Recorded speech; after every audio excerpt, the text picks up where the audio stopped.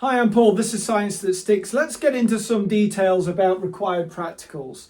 Now, for biology, chemistry and physics, for AQA GCSE papers, you're going to be examined on on the quality of your understanding, recall and ability to replicate or plan the required practicals.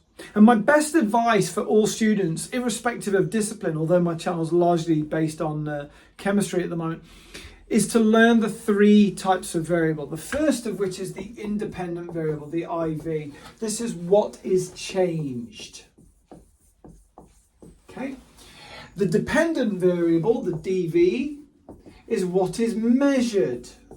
A lot of kids get this mixed up with, I've measured 50 mils of this, so that's what I've measured. No. It's the action, what you are observing. What are you observing, and how are you measuring that observation? The independent, the dependent, and then you've got the control variable, which is what you keep the same. Now, lots of students always add in what's already in the information. So once you've fully learned that the independent variable is the one you change, the dependent variable is what you are observing and you are measuring as part of the observation. The control variable is what you are keeping the same.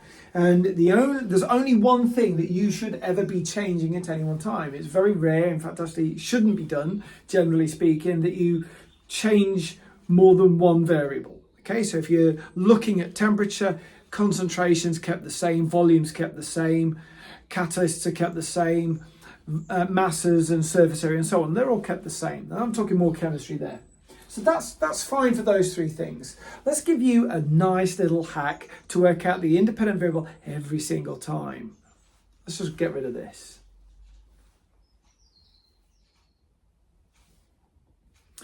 And we're back.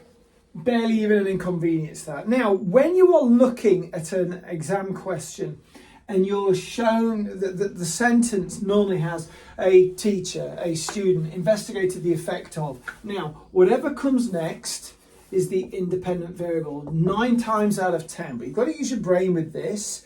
So the independent variable is what was changed. So here's an example. A teacher investigated the effect of temperature on the rate of the reaction. There you go. Could be a physics one. Okay, a teacher investigated the effect of 3 different materials and a radioactive source's penetrating power. Okay, easy peasy stuff.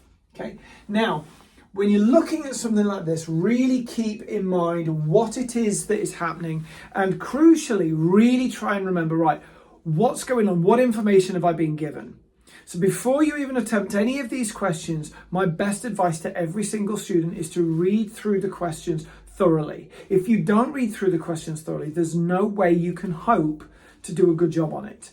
But generally speaking, a teacher investigated the effect of temperature on the rate of reaction. That's what they changed. They got it hotter, they got it colder, whatever. They changed the temperature.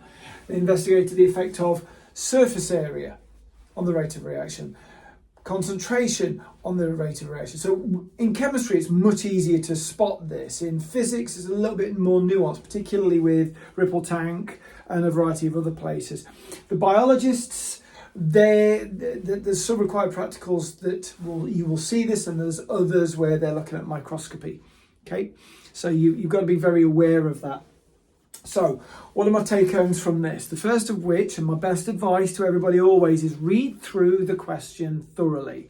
Once you've read through it thoroughly, you will fully understand what it's asking you, and crucially, whatever equipment is there on the sheet for you, on the exam, you will be able to look at that and go, this is what's happening. Now, if you're sitting down to that exam and you're reading it, and unfortunately you don't remember anything, you've not done that work, have you? Imagine, to be fair, if you're in that situation, you're not watching this video. But let's hope you are. Let's hope you do that work, and let's hope that you do well. Okay? A lot of these questions are 6 marks.